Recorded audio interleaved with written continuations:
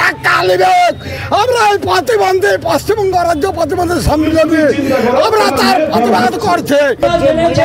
মহিলাদের নিরাপত্তা দিতে পারে না, রাজ্যের মানুষের নিরাপত্তা দিতে পারছে না, এটা তো লজ্জার বিষয়।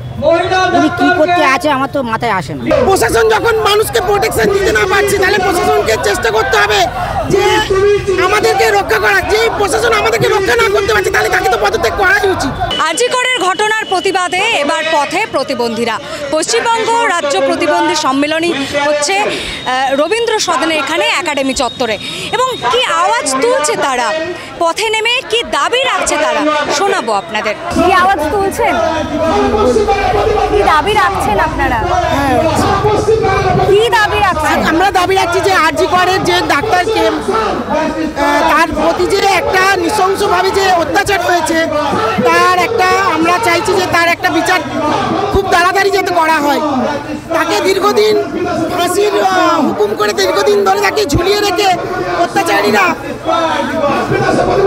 জামিনে ঘুরে বেড়াবে স্বাধীনভাবে, বিচার না পেয়ে আমরা চাইছি যাতে সে বিচারটা তাড়াতাড়ি পায়, সেই দোষী যেন অপরাধী যেন তাড়াতাড়ি শাস্তি পায়।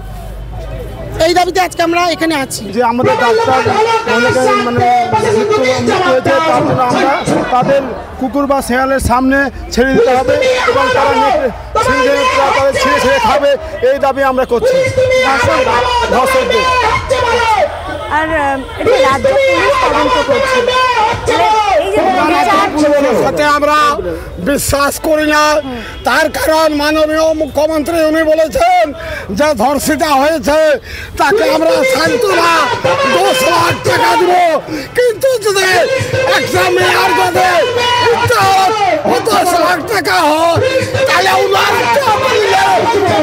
কত টাকা নেবে আমরা এই প্রতিবন্ধী পশ্চিমবঙ্গ রাজ্য প্রতিবন্ধী সম্মেলনে আমরা তার প্রতিবাদ করছে। আপনিও দাঁড়িয়ে আমরা আমাদের ঘরেও আছে দাঁড়িয়ে, ওই দাঁড়িয়ে যাতে সুস্থভাবে বাঁচতে পারে তার জন্য আমরা এগিয়ে যাবো। আমরা আর লক্ষ্মীর ভান্ডার চাই না, মেয়েরা লক্ষ্মীর ভান্ডার চাই না, স্বাধীন দেশে বাঁচার জন্য তারা স্বাধীন দেশে বাঁচতে পারে এবং নিরাপদ রইতে পারে। আমরা প্রশাসনকে বিশ্বাস করবো না, আমাদের অভিযোগ যাতে যে মহিলা আমাদের ধর্ষিত হয়ে মারা গেছে তার জন্য আমরা নিজ বিচার চাই। নিজ বিচার যদি না পাই তাহলে আমরা আবার বৃহত্তম আন্দোলনে লড়বো। আমরা এইখানে শপথ নিয়ে আমরা প্রতিজ্ঞা করে আমরা হাতে হাত মিলিয়ে আওয়াজ তুলছেন এখান থেকে। তোমাকে বিচার চাই, ধর্ষণকারীদের বলে শাস্তি চাই, যারা দোষী তাদের বলে নাম খুব তাড়াতাড়ি বার করা হোক, যেন মানুষ জনগণ জানুক যে কারা এই কাজের সঙ্গে যুক্ত, তাদেরকে খুব তাড়াতাড়ি নামগুলো বার করা দরকার। এই যে স্বাস্থ্যমন্ত্রী এবং মুখ্যমন্ত্রী মমতা বন্দ্যোপাধ্যায়ের পদত্যাগের দাবি উঠছে, এটা হ্যাঁ, স্বাস্থ্যমন্ত্রী পুলিশ মন্ত্রী থেকে পদত্যাগ করা উচিত। উনি কোনো প্রশাসন কন্ট্রোল করতে পারছে না, উনি স্বাস্থ্য দপ্তর কন্ট্রোল করতে পারে না, উনি কী কাজটা করছে তা ওর জন্য পদত্যাগ করা উচিত। এটা আমার ব্যক্তিগত।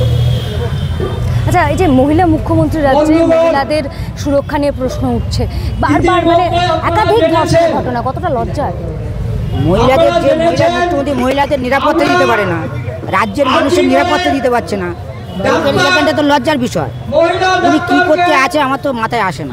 আমি একজন সাধারণ নাগরিকের আমি যদি কোনো কাজে যদি ভুল করি আমি সেই কাজ থেকে পদত্যাগ করি বা সেই কাজ থেকে রিজেকশন দিয়ে ও কাজ আর করবো, এটা আমার ধারণা। এখনো পর্যন্ত এই যে এতদিন 1 সপ্তাহ হয়ে গেল, এখন সিবিআই তদন্ত হচ্ছে, তদন্ত থেকে যাচ্ছে, কিন্তু এখনো পর্যন্ত সেই দোষীদের বলে নাম বার হচ্ছে না, জনগণের সামনে তুলে ধরতে পারছে।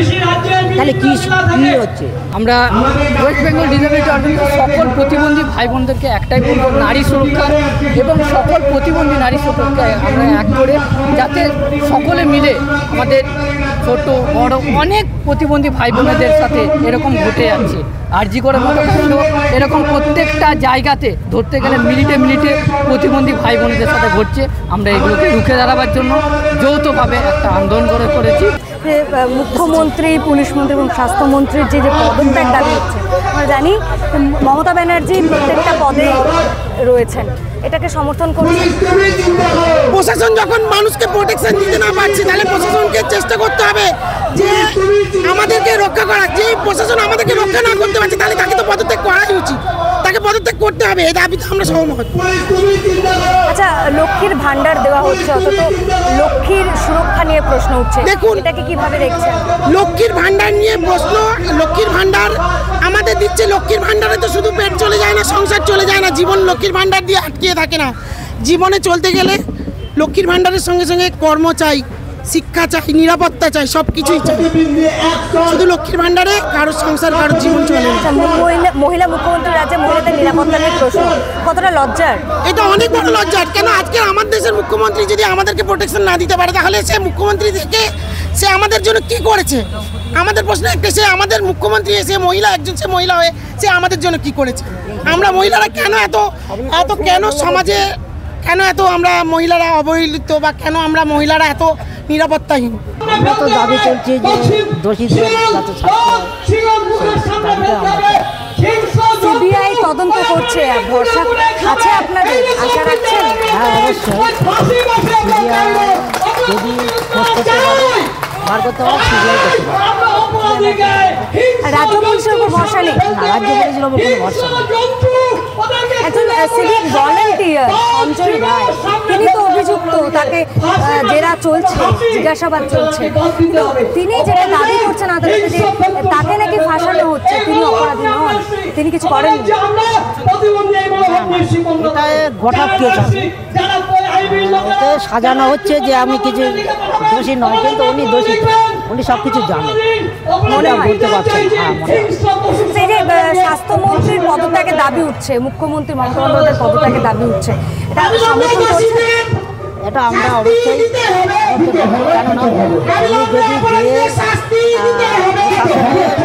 না চালাতে পারে, তাহলে তো অবশ্যই পুলিশের হাত থেকে তদন্ত সিবিআইয়ের হাতে গিয়েছে, আপনারা আশাবাদী যে সিবিআইয়ের উপর ভরসা রাখছেন?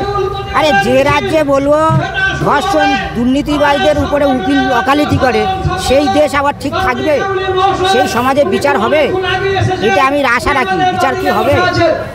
দেখো, ধর্ষণকারীদের ওকালতি করার জন্য উকিল দাঁড়িয়ে যাচ্ছে, তাহলে সেই সমাজ কী করে বলো পরিবর্তন হবে? আমার তো মন বলে আমি ঠিক বুঝে উঠতে পারছি। আপনাদের সংগঠনের কাছে কি এরকম রেকর্ড আছে, এরকম অভিযোগ আসে যে প্রতিবন্ধী ভাই বোনদের সঙ্গে এরকম নির্যাতনের ঘটনা ঘটে? আমাদের বাঁকুড়া, মালদা, বীরভূম প্রত্যেকটা দিন ধরতে গেলে এরকম ঘটনা ঘটছে। এমনকি তার বাবা মাও তাকে মারবারও চেষ্টা করছে, এমনও ঘটনা ঘটে যাচ্ছে, যেগুলো আমার কাছে রেকর্ড ভয়েস আছে, যেগুলো ম্যাম আমরা গিয়ে পরে সেখানে তাদেরকে সেগুলো সমাধান করার চেষ্টা করছি।